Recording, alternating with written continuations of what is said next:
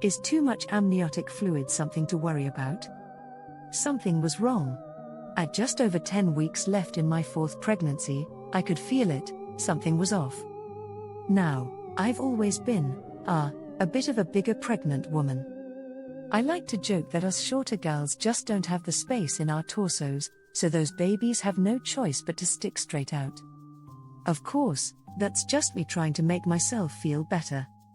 I'd put on plenty of pregnancy weight with my other 3 kids and even delivered a 9-pound, 2-ounce baby boy.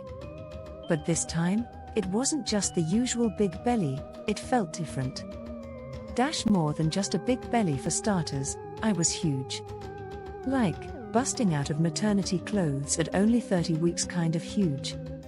Breathing was tough. Walking felt like torture. My feet were puffed up worse than a boxer's ear after a match. And rolling over in bed? Forget it, it was a full-on workout. So, when my doctor paused during a routine checkup while measuring my belly, I knew something wasn't right.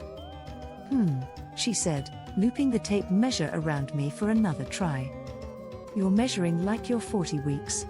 Yep, you heard that right, I was measuring full term at just 30 weeks. With nearly 3 miserable months still to go. Tests showed the baby was fine, thank goodness, and I didn't have gestational diabetes, which can cause big bellies. But I did have a severe case of polyhydramnios. What's polyhydramnios? Polyhydramnios is when there's too much amniotic fluid during pregnancy. Doctors measure this in 2 ways during ultrasounds. 1. Amniotic fluid index, AFI, they measure fluid in 4 pockets of the uterus. Normal is 5 to 24 centimeters. 2. Deepest fluid pocket, a measurement over 8 centimeters is polyhydramnios. It's not super common, only 1 to 2% of pregnancies. Lucky me, right? What causes it? There are 6 main causes: physical abnormalities in the baby, like spinal or digestive issues. Twins or more, extra babies, extra fluid. Diabetes, gestational or maternal. Fetal anemia. Genetic issues or infections. And sometimes, no reason at all. Luckily, the scary stuff, like fetal abnormalities, is pretty rare.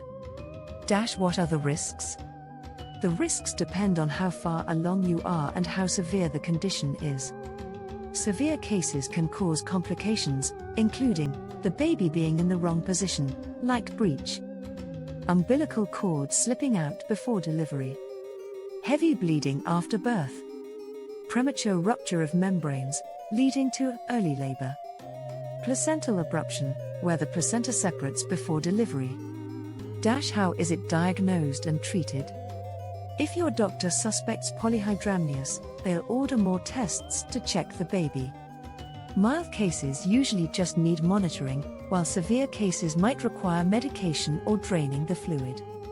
You'll likely have frequent tests and may need a cesarean if there are risks with a vaginal delivery. What happened in my case for me, I had bi-weekly tests and worked hard to get my baby to flip head down. Once she did, my doctor and I planned an early induction to avoid complications. When she arrived, she was perfectly healthy, after my doctor broke my water, and wow, there was a lot of it. If you're dealing with polyhydramnios, I know it can be scary. Just make sure to talk with your doctor, rule out any causes, and weigh your options for delivery. You've got this. Shawnee Brucey, BSN, is a labor and delivery nurse, author, and mom of 4.